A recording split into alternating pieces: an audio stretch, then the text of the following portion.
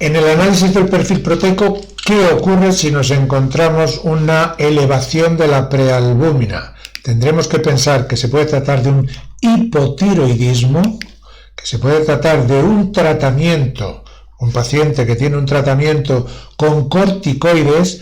Ojo con los tratamientos con corticoides, que pueden estar haciendo su efecto incluso hasta 2 años después de haber acabado el tratamiento. O sea que pautar un corticoide nos va a solucionar muchos problemas, pero hay que tener muy claro cuándo realmente vamos a establecer un tratamiento y sobre todo de largo recorrido. Un trastorno del glomérulo, también importante, una glomerulopatía, desequilibrios nutricionales, estamos hablando del perfil nutricional, y una intoxicación por metales pesados. Atención a los pacientes que nos vienen a la consulta con problemas de autoinmunidad, que les han hecho de todo, que no mejoran y el problema está en la boca, porque tienen amalgamas de plata. No se trata de salir corriendo a quitar las amalgamas, pero sí decir, sin prisa pero sin pausa, esas amalgamas hay que removerlas y hay que removerlas adecuadamente. La cosa no es tan simple como decir, meto la turbina, hago palanca y a correr. No. Hay que tener un periodo de detoxificación, hay que hacer un aislamiento adecuado con diques, hay que ir pieza por pieza en momentos distintos, en días distintos, y hay que, una vez que ya está hecha la reconstrucción, hay que volver a pautar un detoxificante durante al menos 7 o 10 días. O sea que las amalgamas son responsables de una serie de intoxicaciones que hay que tenerlas muy en consideración. Ojo, no estamos diciendo que no estén bien puestas o mal puestas. Estamos diciendo que en el nivel molecular las amalgamas son responsables, por ejemplo, de fenómenos de autoinmunidad, fenómenos serios, problemas con la elevación de la prealbúmina, que pueda tratarse de una amiloidosis cerebral, que pueda tratarse de un Alzheimer, que pueda tratarse de un estado depresivo, que pueda tratarse de una enfermedad de Hodgkin o simplemente de una ingesta de glucocorticoides. Es decir, ya veis que la prealbúmina es un indicador de diferentes procesos, a cuál más importante. ¿Cómo puede estar disminuida? En hipertiroidismo, en una inflamación latente, por ejemplo, en un granuloma o en una vasculitis, en una endocrinopatía normalmente de origen autoinmune, en problemas, en alteraciones, desequilibrios nutricionales, por supuesto en neoplasias. Cuidado si la reducción del nivel de prealbúmina es muy significativo. Cuidado, buscad la neoplasia o por lo menos la hiperproliferación celular. ¿Cómo vamos a ver si efectivamente hay una hiperproliferación? Pues por ejemplo valorando una enzima, la timirinquinasa. Ya digo, esto es importante. Esto es interrelacionar los parámetros del análisis de sangre. La toma de estrógenos también lleva a la disminución de la prealbúmina. Con respecto a las relaciones entre unas y otras, por ejemplo, oroso mucoide y actoglobina, si hay un aumento simultáneo de las dos, desde luego está claro, hay una inflamación crónica. Si hay una disminución simultánea, puede tratarse o de una insuficiencia hepatocelular o de una pérdida proteica. Si tengo una disminución de oroso mucoide y una elevación de actoglobina, muy probablemente estoy en presencia de un síndrome nefrótico. Estoy perdiendo oroso mucoide por el riñón. Ya digo que esto es bastante habitual por el tamaño además del oroso mucoide, y hay que pensar que si ocurre esto, será interesante que veamos cómo están los niveles de albúmina, porque muy probablemente van a estar disminuidos. Se está perdiendo oroso mucoide y albúmina, proteínas por la orina. Vamos a tener una proteinuria franca. Si tenemos un oroso mucoide elevado y una actoglobina baja, ¿de qué se puede tratar? De un problema de hemólisis intravascular.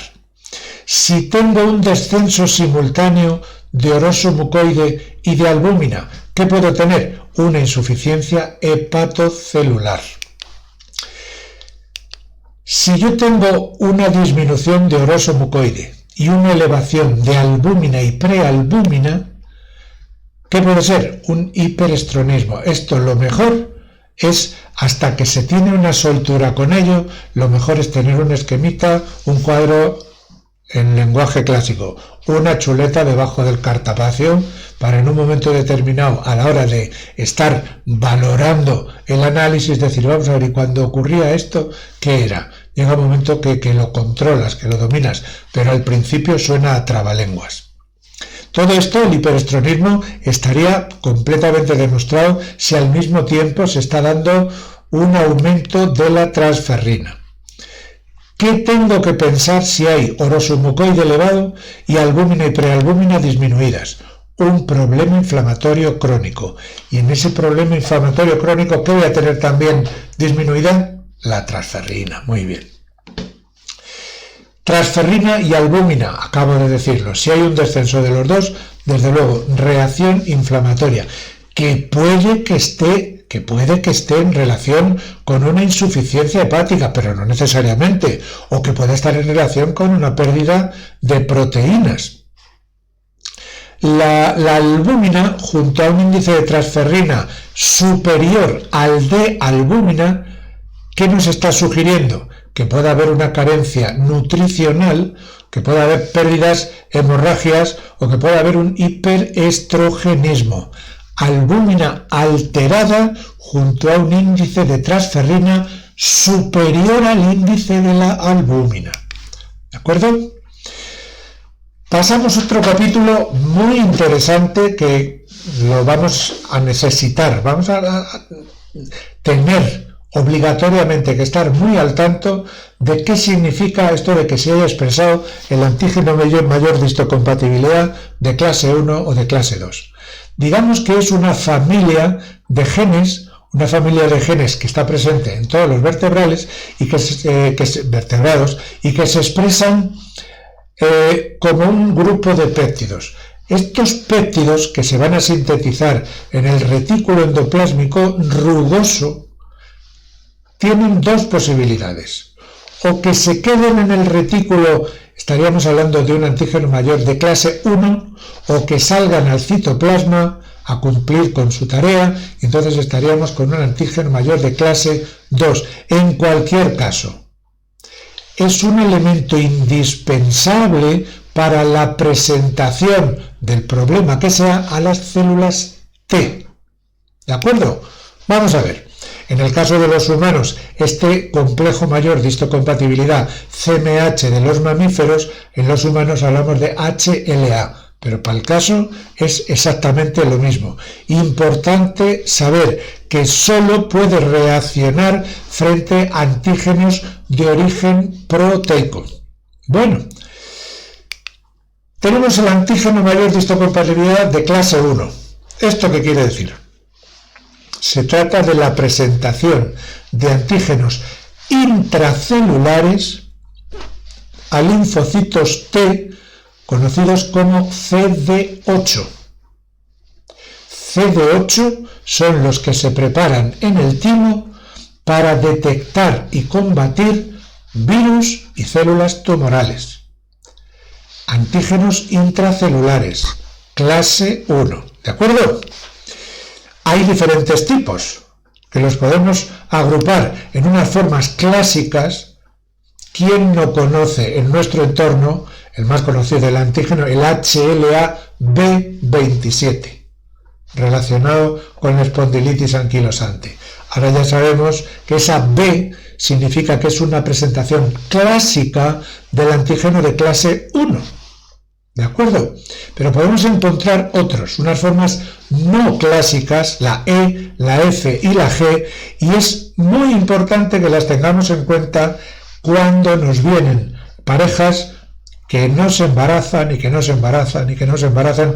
¿Qué es lo que puede estar ocurriendo? Este antígeno se une, concretamente el G, se une a receptores inhibidores de las células NK. Por eso estamos hablando que el HLA-G se considera inmunosupresor y se expresa en el citotrofoblasto. ¿Esto qué quiere decir? La mórula, el huevo que está recién formado y que tiene que llegar a anidar en el endometrio, evidentemente lleva células que no son conocidas por la madre. Sin embargo, no las va a rechazar. ¿Esto por qué es? Porque esa respuesta inmunitaria que debería ocurrir en el endometrio no ocurre. Porque la inmunidad celular tipo TH1 se transforma, se anula en favor de la TH2. Entonces TH1 es como que no existe. Si no hay respuesta celular, si está bloqueado, quiere decirse que estamos bloqueando esa actividad de las células NK. Estamos dando lugar a que se pueda formar el citotrofoblasto. Porque de otra manera esto no va a ocurrir. ¿De acuerdo? Tenemos a nuestro alcance una serie de remedios que nos pueden facilitar bloquear precisamente esta actividad, de manera que bloquear esto significa bloquear la NK. Bloquear la NK significa activar la inmunosupresión en el útero, luego significa favorecer el citotrofoblasto. Esto, ya digo, ¿en dónde tiene lugar? ¿Frente a qué? Frente a virus y frente a células tumorales. Vamos ahora con el clase 2. Es decir, presentación de antígenos extracelulares a linfocitos CD4. Estos también son diferentes tipos, diferentes isotipos. Aquí los conocidos son DP, DQ y DR. De unos años para acá, estas clasificaciones y la determinación de estos isotipos son muy interesantes para poner de manifiesto determinadas enfermedades. Nosotros, en cualquier caso, tenemos, digamos, nuestro propio sistema de identificar esa patología. De manera que, de manera mucho más global, cuando estamos hablando del tipaje linfocitario, según se activen unos o se activen otros, ya sabemos positivamente si hay o no hay presente antígeno de clase 1 o antígeno de clase 2. Las no clásicas o accesorias, ¿cuáles serían? La ADN o la DO, por ejemplo. Estas estarían en las membranas de los lisosomas. ¿Y estas frente a qué actúan? ¿De qué nos defienden sobre todo? De las bacterias. Bueno, si alguna vez tenéis un problema de diagnóstico, en el sentido de decir, no tengo ni idea qué es lo que le puede estar ocurriendo, y lo que está claro es que hay una participación del sistema inmunitario, podéis pedir de manera genérica un estudio HLA, no particularizando, estudio HLA. Se manda la muestra de sangre y el laboratorio te va a decir, pues se ha expresado, no sé, el HLA B35. Digo porque así aprovecho para referiros que más de una vez os vais a encontrar que estáis tratando un antígeno de clase 1 que se ha expresado, es decir, una reactivación del virus de Epstein-Barr. Dices, caramba, estoy poniendo la pauta adecuada y el paciente no mejora nada. Cuidado, pedid para confirmar, pedid el estudio HLA y con bastantes posibilidades os vais a encontrar que el que se ha expresado no es el 27, es el 35. 35, por ejemplo, que está muy relacionado con la esclerodermia. ¿De acuerdo? Entonces, ya digo, si tenéis algún tropiezo en el sentido diagnóstico, podéis pedir perfectísimamente todo el sistema HLA que el laboratorio os va a decir cuál es el que se ha positivizado. Es muy interesante, ¿eh? Vamos al tipaje linfocitario, que es la estrella en este capítulo. Es decir, si yo puedo hacer un estudio serológico, con lo que estoy viendo la capacidad, la cualitativa de mi sistema inmunitario, es decir, es capaz de defenderse frente a virus, está generando tal o cual inmunoglobulina, está activando tal o cual grupo celular, pero lo está activando de manera genérica. Después daremos un repasito a la serología. Pero, ¿y cómo puedo yo saber la cantidad de elementos que hay enfrente de mis células de defensa sin recurrir, porque tampoco es lo más, digamos, idóneo, sin recurrir a estudiar la carga, por ejemplo, viral? Porque ¿qué pasa cuando tengo que valorar bacterias? Desde luego, la valoración cuantitativa del sistema inmunitario nos lo da el tipaje linfocitario. Es decir, aquí vamos a ver diferentes grupos de células de la línea blanca que tienen que ver con esa primera información que llega a la médula, que llega al timo, que se activa o no se activa, que en qué circunstancias está en mitad de la batalla, que cómo se va resolviendo. Todo eso nos lo va a dar el tipaje linfocitario. Así que para no adelantarme y decir quién es el asesino, el mayordomo, vamos por partes. ¿De qué me sirve el tipaje linfocitario? Un golpe de vista, eso es lo primero. La imagen visual me vale en este caso mucho, y atención, no parecía nada, como hay muchos, esto es peligroso. No, al revés. En el tipaje linfocitario, si yo tengo unas respuestas más bien altitas, es que mi sistema inmunitario en líneas generales se está defendiendo muy bien, me está defendiendo muy bien del problema, de la agresión que sea. Podemos decir que cada persona tiene su propio comportamiento. Yo aquí tengo que empezar por advertir de una cosa. Cuando se están empezando a valorar los tipajes, se tiene mucha tendencia a decir, si ya están los CD4 altos, los CD8 que igual están bajos. No, para nada. Aquí estamos hablando de comportamiento celular y perfectamente puede haber un desmadre de todas las líneas celulares, pero tanto en más como en menos. Y eso lo tenemos que interpretar. Eso nos va a ser de mucha utilidad para ayudar a nuestro paciente. De manera que una primera cosa es eso, el comportamiento propio inmunológico de cada cual. Importante. ¿Qué es lo que estamos cuantificando aquí?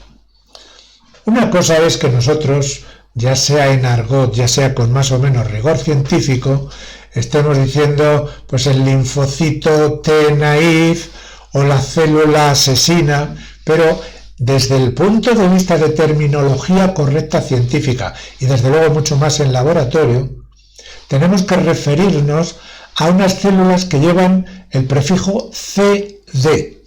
Este CD es tanto como decir cluster differentiation, es decir, grupos de diferenciación. Cuando yo tengo que explicar esto en un tono, digamos, coloquial de andar por casa, a mí me gusta decir que los CD son rebequitas. Y dependiendo del tipo de rebequita que tengas, así tendrás una función u otra. Ya tendremos oportunidad de verlo.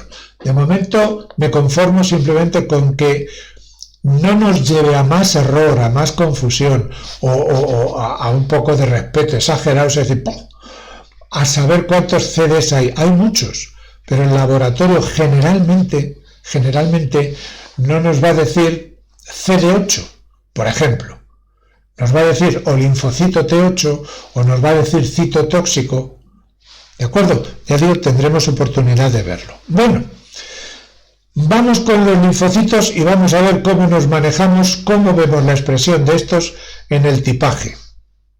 En la línea linfoide habíamos visto que teníamos unos linfocitos grandes granulosos, las células NK, unos linfocitos T4, que en un momento determinado los vamos a llamar T colaboradores, T helper, o bien T8, y estos T8 generalmente los vamos a conocer, ya digo, de manera general.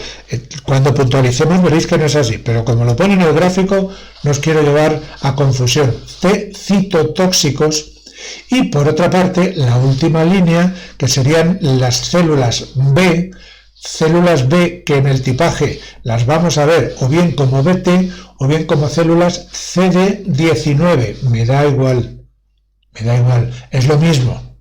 ¿Vale? Podemos encontrar entonces leucocitos, linfocitos totales, linfocitos T, es decir, los que ya han pasado por el timo, y estos genéricamente los llamamos CD3, ¿vale? Estos que ya están en el timo van a necesitar de un antígeno de histocompatibilidad para activarse, pero de momento ya tienen su receptor de células T. Linfocitos T activados, es decir, los que hemos visto antes, pero que ya han entrado en contacto con el enemigo. Y va a tener su columna correspondiente en el tipaje. Linfocitos B, os decía hace un instante, es lo mismo decir B que decir CD19. Estos también tienen su receptor específico, receptor de célula B, que va a ser capaz de distinguir ¿el qué? El antígeno mayor de histocompatibilidad de clase 2, los TH2. Los que de alguna manera se han activado, ya han entrado en batalla, ya tienen ese conocimiento de lo patológico, en líneas generales, a estos los conocemos como CD19/5. Estarían a la derecha del gráfico del tipaje linfocitario. Y las células NK, que estas no son de origen químico, vienen de la médula ósea. Las células verdaderas. Hay dos tipos de células que son falsas, que esas sí son CD3 positivas. Esas sí vienen del timo. Pero las que ahora mismo me interesa que tengáis en consideración son las CD3 negativo. Estas ya de entrada son NK, CD3 negativo, pero con tres características positivas, con tres grupos de diferenciación positivo, el CD16, el CD56 y el CD94. ¿Qué tienen de común las células NK? Que no tienen receptores, ni para B ni para T. Respuesta innata, no os olvidéis, ¿de acuerdo? Bueno, pues todo esto nos lo vamos a encontrar en el tipaje. Y es importante que sepamos interpretarlo. Por eso es interesante cuando tomamos contacto con esto la primera vez, hacerse muchos esquemas. Llegar a manejarlo con una soltura, vamos, de memoria. Porque cuando haces la interpretación, tienes que ir ya directamente a las rayas, a las barras del diagrama y decir, este está así, este tal, o este cual. Ya no os digo nada cuando algún laboratorio, simpático él, no nos da el diagrama de barras y nos lo da todo en lenguaje CD. CD tal, imaginaros por un momento que tenéis que interpretar eso, CD3 negativo, 16 positivo, 56 positivo y 94 positivo. Ah, sí, estas son las NK verdaderas. Vamos, cuando tienes que interpretar 20 subtipos distintos, es que se te quitan las ganas. Bien, vamos con los linfocitos T4. Me da lo mismo decir T4 que CD4, y como ya sé que vienen del timo, por eso la T, no hace falta que diga CD3. Es decir, que aquí estoy poniendo aposta todo, simplemente porque a título didáctico identifiquemos. Pero nosotros podemos decir perfectísimamente células T4, ya está. Una célula T4 ya nos tiene que servir para saber a cuál nos estamos refiriendo. ¿Vale? Si están activados, quiere decirse que el grupo este, ¿os acordáis del HLA? Concretamente el DR. Bueno, pues este DR positivo del HLA lo ha incorporado el T4. Es decir, este ya viene en la célula que me ha presentado ese antígeno, y yo, linfocito T4, que estaba naif, que no sabía de qué iba todo, pero que yo tenía ya la capacidad de defender, en el momento que me encuentro de frente con esa célula, en este caso sería una célula dendrítica que trae un HLA de clase 2 y que me está poniendo ya aquí en la nariz el DR. En el momento que yo tengo esto, yo entro en actividad, empiezo a liberar citoquinas, interleuquinas. En ese momento yo digo que ya estoy activo. Digo esto porque en el tipaje vamos a ver linfocitos T, linfocitos T4, linfocitos T activos y linfocitos T4 activos. Y tenemos que tener muy claro, T4, este acaba de salir del timo, este está buscando trabajo, este está aquí así, esperando en el ganglio linfático a ver qué pasa. Ahora, si yo me encuentro T4 activo, este ya ha conocido el antígeno de clase 2 que le ha venido presentado por una célula dendrítica. Genéricamente, T4 helper, colaboradores. ¿Cuál sería? Sería el CD4 positivo, CD29 positivo. De modo que si en un rasgo de simpatía en laboratorio, en vez de darnos un gráfico y ponernos los T4 o TH, nos pone CD4 más, CD29 más, nosotros tenemos que saber que se está refiriendo a un T4 colaborador. Y repito, aquí no vale decir, pues no pido esta prueba y ya está. Nos estaríamos perdiendo la mejor prueba probablemente para ver el estado de salud de nuestro sistema inmunitario. Esto es algo así como de obligado cumplimiento. Fijaos hasta qué extremo llego a decir esto, que si de mí dependiera, lo mismo que al recién nacido se le pincha el talón para ver la prueba de la fenilcetonuria, debería aprovecharse también alguna gotita para ver cuál es el estado de salud del sistema inmunitario del recién nacido. Ya sabemos que de momento no está completamente desarrollado. Pero yo tengo que saber si hay suficientes células naïf, si hay capacidad, si no hay capacidad, porque si no hay nada y yo le empiezo a pinchar algo para estimular el sistema inmunitario, puedo organizar una seria.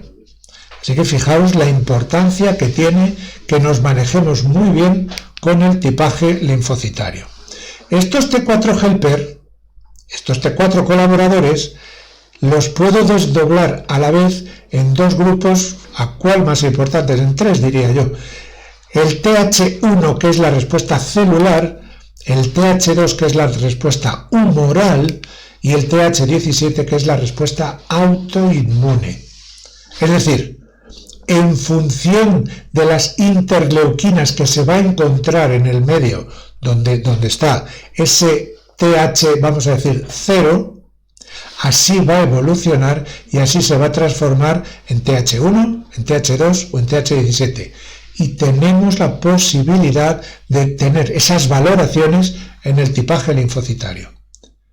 De manera que si yo pido un tipaje y ya en un paciente me sale un TH17 por las nubes, es que está muy claro, mi paciente tiene una enfermedad autoinmune. Ahora ya me esmeraré en ver cómo hago para tratarla o para perfilar mucho más el daño. Pero de momento yo ya sé por dónde van los tiros. Este T4 naïf sería este inicial que me he adelantado antes, que es el TH0. Este es. Los T4 reguladores fundamentales. En una guerra es muy importante que haya alguien que nos diga no tires más bombas que el enemigo se ha ido. Pues esto es igual. Vamos a ahorrar recursos porque ya hemos ganado al patógeno de turno. Es decir, la inmunidad se ha desequilibrado para defendernos, pero en un momento determinado tiene que volver al equilibrio. ¿Cómo vuelve al equilibrio? Con nuestros amigos los T reguladores. ¿De acuerdo? Estos T reguladores que se van a activar cuando en el medio hay un subidón de interleuquina 10. De alguna manera podemos identificarlos con los TH3, pero hay diferentes tipos de reguladores, por eso esto lo digo con la boca pequeña. Y hay otros tipos que últimamente parece que se olvidan en ciertos medios, que son los de memoria. Es decir, si yo ya tengo unas células T CD4 que han conocido al enemigo, que saben cómo hay que responder, que saben las interleuquinas que hay que preparar, que saben todo, la naturaleza estaría haciendo muy mal si a estas células le dice, te sugiero que te vayas al departamento de apoptosis. No, estas células siguen quedando ahí y quedan como células de memoria. Muy importante, ¿por qué? Porque estas van a cortocircuitar si en un momento determinado vuelve a aparecer el patógeno. Porque como ya le van a reconocer de inmediato sin que haya toda esa participación previa, estas ya van a dar la orden para que se empiece a producir la respuesta. De modo que tan importante como todo lo que hemos visto hasta ahora es que nos quede el pozo, que estas células que ya han hecho la carrera no se quedan en células eméritas que no valen para nada. No, son células de memoria. Muy, muy, muy importantes, tanto de TH1 como de TH2. Cuidado que las TH17 son patológicas. Las TH1 y las TH2 no. Las TH17 no tienen razón de ser porque están desencadenando una respuesta de autoinmunidad. Y por último, otro subtipo de células T4 que serían las que se van a vivir a los ganglios linfáticos, a los folículos, que estas todavía están mucho más cerca de la batalla, del enemigo. Y estas sí que van a ser las primeras que en un momento determinado se encuentran con el antígeno de histocompatibilidad y empiezan a desencadenar la respuesta. ¿Qué es lo que hacen estas? ¿Por qué las llamamos foliculares? Porque van a activar a los linfocitos B para que se conviertan en plasmocitos y empiecen otra vez a fabricar inmunoglobulinas. De manera que queda claro que esta inmunidad no se pierde, que puede ser más o menos antigua, no digo que no, pero que estas células se van a quedar en los folículos y van a estar ahí durmiendo el sueño de los justos hasta que en algún momento llegue un impulso que las haga despertarse. ¿Vale? Bueno, ¿dónde vemos las CD4? Aquí tenéis la imagen señalada con flechas y vamos con las CD8. Las CD8 habíamos dicho que se encargarían de la defensa frente a virus y frente a células tumorales. Igual, como han pasado por el timo, son células T, podemos decir CD3, CD8, podemos decir CD8, directamente células T8. Es igual, estamos hablando de lo mismo. Nos estamos complicando la existencia, pero que no signifique para confundirnos. Se puede decir de cualquiera de las maneras. ¿Vale? Estos ocho que están, pues eso, como el médico que acaba la carrera y que le nombran residente, pero que se puede decir que se recero el primer día. ¿Y yo qué hago? Pues aprende a hacer historias. Pues esto es igual. El T8 que sale del timo, dice, bueno, ¿y ahora qué hago? Pues, y le plantan delante una célula que lleva en su interior un virus que se ha metido allí de rondón. ¿Por qué sabe que tiene este virus ahí adentro? Porque en la superficie va un antígeno mayor de histocompatibilidad de clase 1. Y él, que se ha preparado en el timo para eso, dice, caramba, un clase 1, este es de los míos, le ataco, me voy a por él. Bueno, pues estos 8 que entran en contacto con el correspondiente antígeno de histocompatibilidad, ya lo llamamos activos. Dentro de estos, es posible que sea un linfocito citotóxico, es decir, uno nuevo que se come a la célula con el virus, y un linfocito senescente, que es uno ya más viejete, que lleva ya más tiempo en la batalla. Entonces, yo, a título informativo, a título pues un poco de quitarle hierro al asunto, cuando explico esto, una regla mnemotécnica, por si os encontraréis la broma del laboratorio, imaginaros que no os dicen ni citotóxico ni senescente, y te dicen es un CD8 positivo, CD57 positivo. ¿Y este qué es? Recordad lo que os decía al principio, CD Rebequita, 57 positivo, este se ha comprado una rebequita de recuerdo en el frente, luego es senescente. Rebequita negativo, CD57 negativo, este va de camino.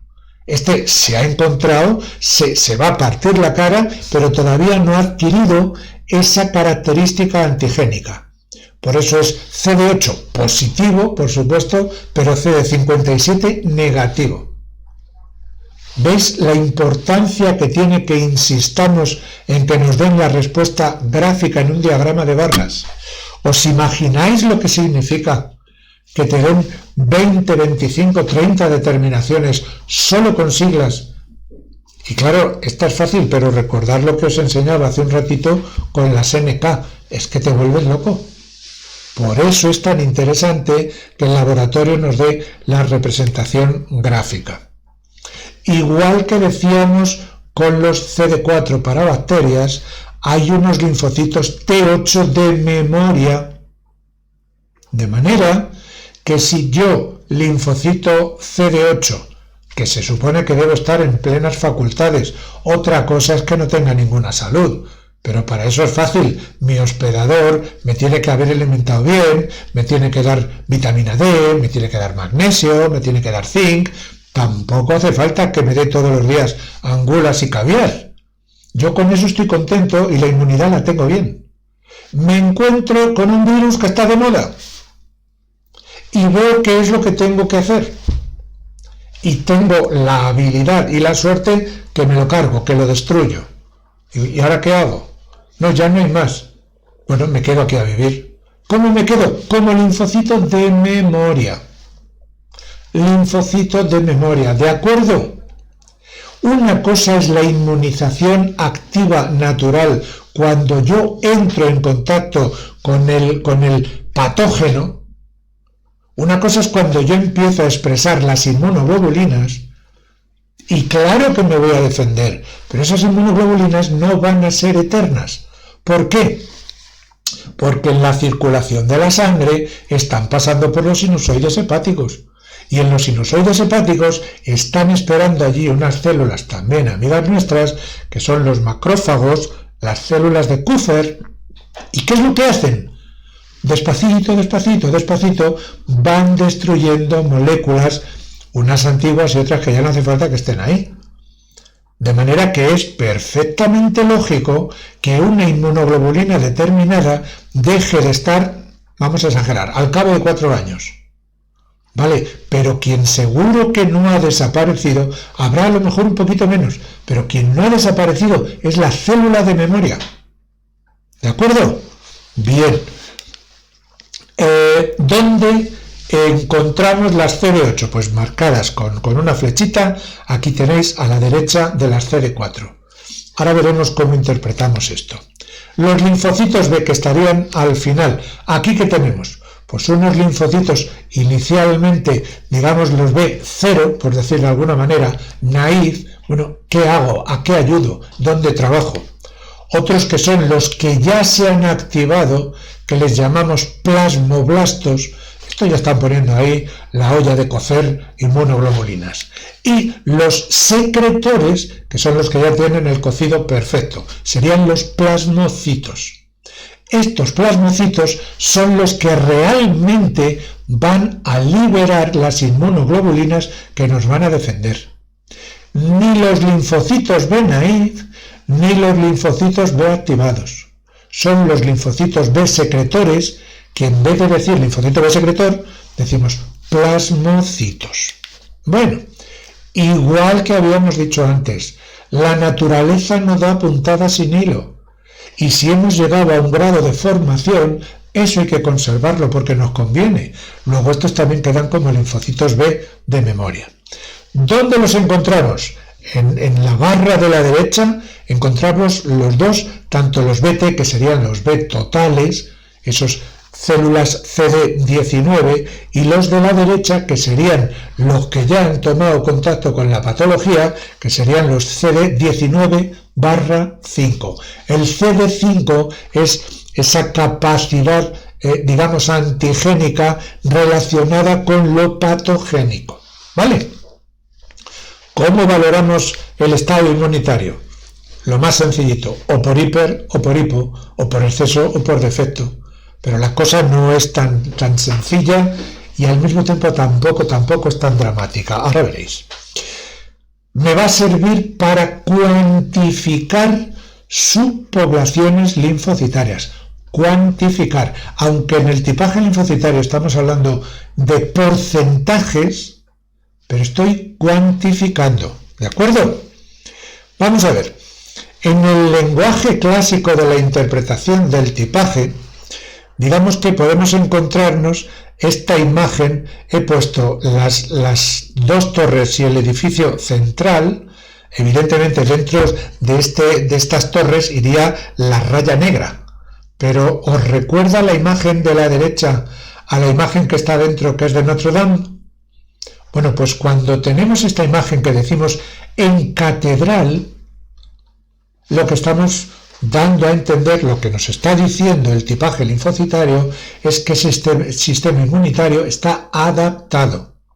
Es decir, hay unos TH, tantos o cuantos TH1, TH2, TH17, ¿de acuerdo? Y junto a esos TH hay un espacio central, que serían los TN, los naïf, los TH0. Si este está alto y este está bajo, el cociente también está alto. Esta es una respuesta adaptada. ¿De acuerdo? Esto es lo que se llama imagen en catedral. Por el contrario, que no significa ni más patológico ni menos patológico, me está dando una idea de cómo está funcionando el sistema, nada más. Ahora volvemos otra vez con nuestros T4. Los TH resulta que tienen un nivel por debajo de los TN. ¿Esto qué quiere decir? Que hay muchos más T naïf. Muy probablemente lo que ha ocurrido es que se le ha dicho, en el hipotético caso de que pudiéramos hablar por teléfono con el timo: oye timo, prepara muchos TH0, es decir, muchos CD4. Entonces el timo, bueno, se ha desmelenado y ha producido un montón de células TH0, que es lo mismo que TN. Entonces, ¿esto es malo? Pues claro que no. Esto lo único que quiere decir es que hay una inadaptación, hay un desfase, porque resulta que hay más de TN que de TH. Bueno, a lo mejor es que estamos ganando la batalla. A lo mejor es que resulta que ya no hay tantas bacterias, ya no hay tantas células dendríticas para activar. Entonces, ¿la conclusión cuál es? Pues que voy a tener esta imagen en podio, que TH está más bajito que TN y que TH-TN, la relación entre los dos, está también mucho más bajito. Es decir, numerador bajito con un denominador muy alto da un cociente bajito. Una relación, un ratio, una proporción, llamadlo como queráis. Pero que no os lleve a la confusión. Es interesante que conozcáis. ¿Por qué? Porque en algunos escritos, en algunas publicaciones, os podéis encontrar y aparece una imagen en podio. Si yo no os lo he contado, vais a decir, ¿esto qué es? Es algo puramente anecdótico. Hay que llamarlo de alguna manera cuando el sistema está inadaptado, que no quiere decir que no funcione. Está inadaptado porque no guarda las proporciones, digamos, ideales. Otra opción a tener en cuenta sería lo que se llama la imagen en escalera. Imagen en escalera, que ya veis que TH es un nivel, TN un poco más y TH-TN mucho más. Y en este caso resulta que tenemos en escalera ascendente. Igual, sistema inadaptado. ¿Esto significa que es malo? No estéis con esa preocupación. Simplemente hay que interpretar en cada caso la gráfica que sale en el contexto de todas las cifras y del cuadro clínico que nos está contando el paciente. Esa es la clave, que sepáis interpretarlo con arreglo a lo que el paciente te está diciendo. Imagen en escalera descendente. Ya digo, no busquéis más 3 pies al gato. ¿Cómo cómo accedemos a esa visión del tipaje. Digamos que lo primero que hay que hacer es ver leucocitos. ¿Hay leucocitosis o hay leucopenia? Ya está. ¿Están más altos o están más bajos? Linfocitos, igual. ¿Hay linfocitosis o hay linfopenia? Evidentemente, yo aquí ya estoy empezando a intuir. Hay muchas bacterias, espero tal. Hay muchos virus, espero cual. ¿De acuerdo? Pero no vayáis con ideas preconcebidas. De momento, yo lo único que veo es que hay una variación de leucocitos y una valoración de linfocitos. Ya está. Siguiente cosa, que es el análisis ya detallado. Vamos a ver qué pasa con los CD4. Vamos a ver, siguiente paso, qué pasa con los CD8. Siguiente paso, vamos a ver la relación entre los 8 citotóxicos y los 8 senescentes. Siguiente paso, vamos a ver la relación entre los 4 helper y los 4 naif, es decir, los que ya han conocido al enemigo con los que no tienen idea todavía de lo que les espera. Digamos que este es el análisis más o menos detallado, los 4 grupos que tenemos que tocar para ver nuestro paciente en qué circunstancias está. Hay un quinto grupo que yo lo pongo ahí, digamos, como fuera de concurso, que sería la última flecha de la derecha. En algunos tipajes linfocitarios se hace alusión al receptor soluble de la interleuquina 2. Es decir, la interleuquina 2 me está poniendo de manifiesto que se ha desencadenado una respuesta innata inflamatoria, pero vamos, de todas. Lo ideal que sería que yo dijera nivel de IL2 tanto o cuanto, pero es un poco complicado por su estabilidad, por determinadas técnicas de laboratorio. Hay muchas circunstancias que llevan a que sea complicada la valoración de la interleuquina 2. Sin embargo, es muchísimo más estable y me da una imagen muy buena de la realidad la valoración del receptor soluble de la interleuquina 2 en las células inmunocompetentes. Luego entonces, para el tipaje, el laboratorio, si yo le pido que me valore esa inmunidad, me va a dar el valor del receptor soluble. ¿De acuerdo? Vamos entonces con los criterios, que ya digo, es muy sencillito, es cuestión de tener un esquema mental.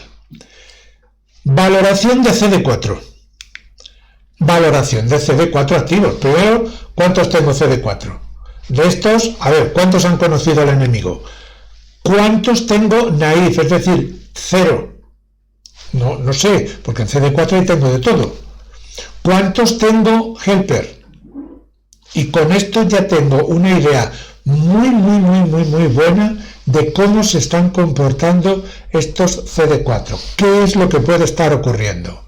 Repito, esto me está poniendo sobre aviso de agresiones bacterianas, incluso en situaciones de apuro de necesitar una mano, los TN también se pueden elevar en primo infecciones víricas serias, agresivas. También los podemos encontrar. ¿De acuerdo? Bueno, ¿qué es lo que puedo añadir aquí? Porque aquí lo he simplificado, TH, sin más. Pero yo le puedo pedir al laboratorio que afine. Oye, cuéntame. Entonces me puede decir cuántos hay TH1, cuántos hay TH2 y cuántos hay TH17. Es un poquito más caro el análisis, pero me merece la pena porque me va a dar mucha seguridad para el diagnóstico de mi paciente.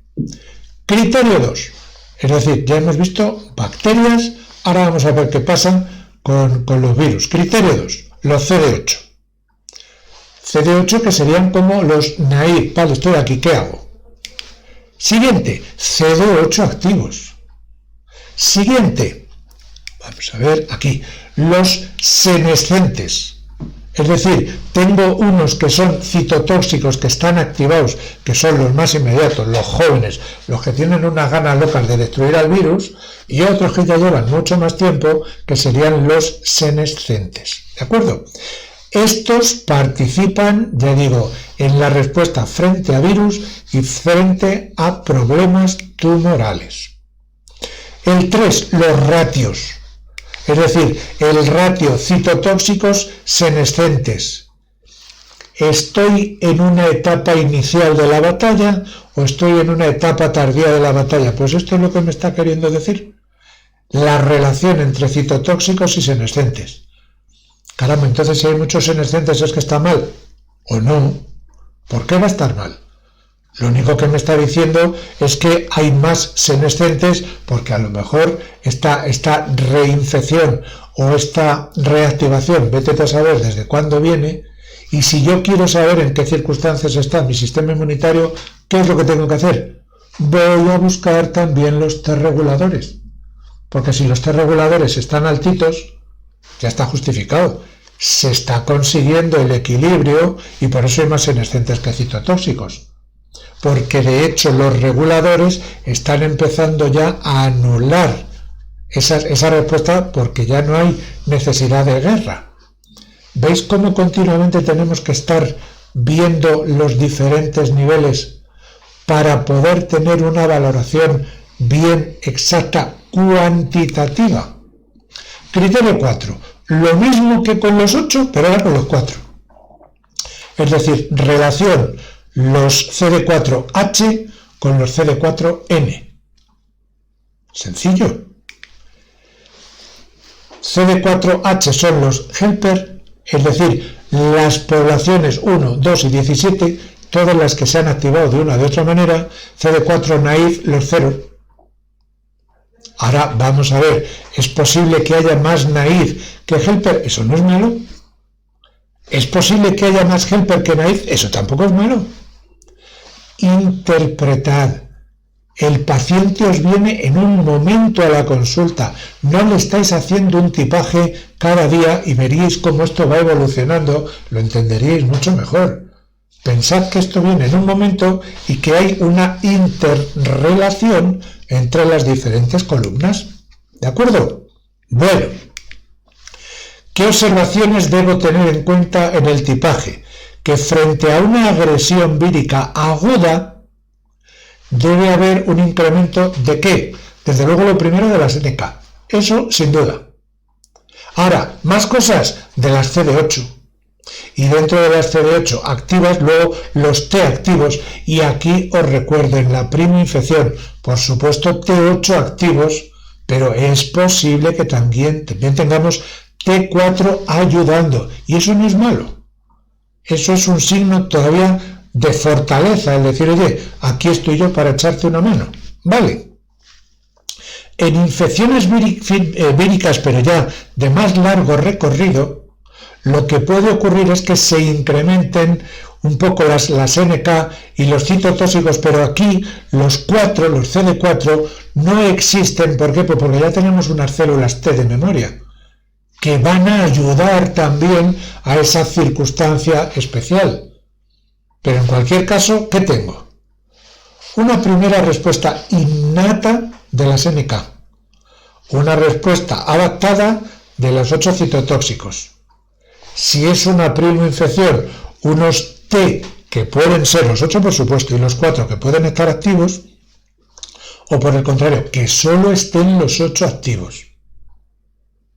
¿De acuerdo?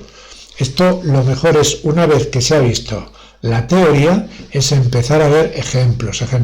No os preocupéis que veremos ejemplos para que podáis interpretar, que es la mejor manera de actuar, ya digo, de trabajar con esto. Bueno, vamos con la serología.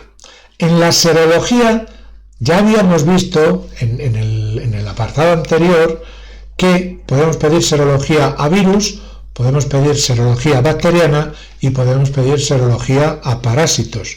Probablemente con mucha diferencia los que vamos a pedir siempre sean los víricos y específicamente a herpes viridae. Pero no tenemos que dejar de lado en el olvido la posibilidad de pedir una serología bacteriana a Borrelia. Cuidado que tenemos mucha influencia francesa en cuanto a que pueda aparecer enfermedad de Lyme. El Lyme es, podríamos decir, endémica en la zona de Alsacia, en la frontera con Alemania, Estrasburgo. Ahí hay muchísima cantidad de Lyme.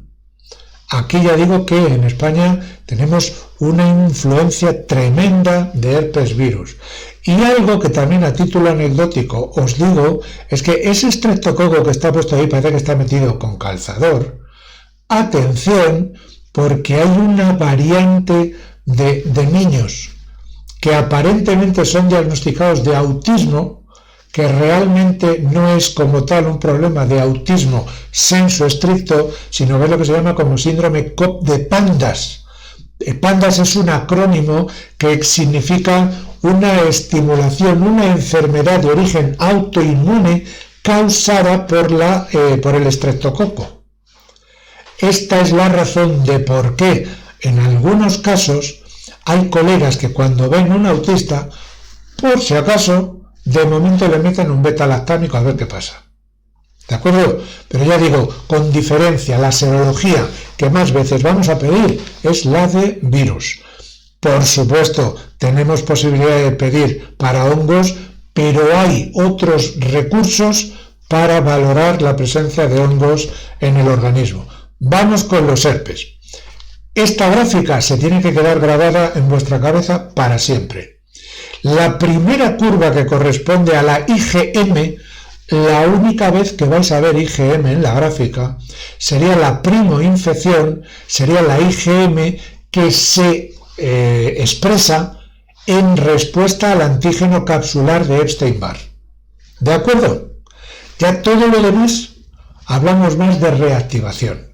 Es decir, en una reactivación el virus inicialmente estaba latente, estaba adormilado ahí en una célula, pero va y se activa. ¿Qué es lo que aparece lo primero? IgG frente al antígeno precoz. Y de una manera mucho más lenta, progresiva, va apareciendo la IgG frente al capsular y frente al nuclear, frente a los otros dos antígenos. Claro, dependiendo del momento, ya veis que en el eje de abscisas está el tiempo. Dependiendo del momento en el que yo haga esa toma de sangre, así me puedo encontrar la IgG frente a EA alta, frente a VCA o frente a EBNA alta, o a VCA solo alta. Yo tengo que interpretar, si me acuerdo de esta gráfica, que siempre es igual, en qué momento voy a tener que actuar, en qué momento tengo que poner tal o cual remedio. De manera que ya digo, lo fundamental, lo verdaderamente importante es que tengáis en la cabeza, cuando interpretáis la serología, esta gráfica. Pero atención que la curva de IgG frente a AEA lo pueden estar provocando 3 virus, pero así en sentido estricto, 3 virus. Otras veces pueden ser 300.000 millones. ¿Cómo voy a saber si hay 3 virus o 300 millones? Por el tipaje linfocitario.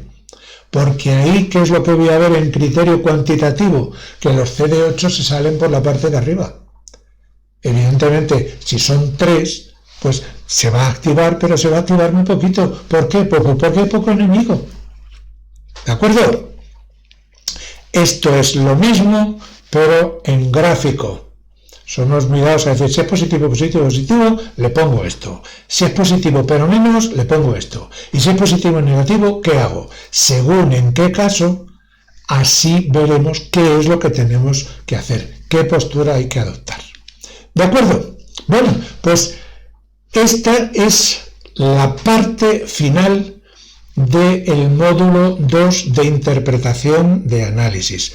Repito, he puesto aquí lo que creo que es lo más importante, lo más inmediato, lo que utilizamos en la práctica diaria, pero en un momento determinado ya tendréis noticias cuando pueda ofreceros la versión exhaustiva, la versión completa, y ahí sí, ahí hablaremos de diferentes tipos de enzimas. Bueno, no adelanto. De momento hasta aquí la visión integrada del análisis clínico. Un placer.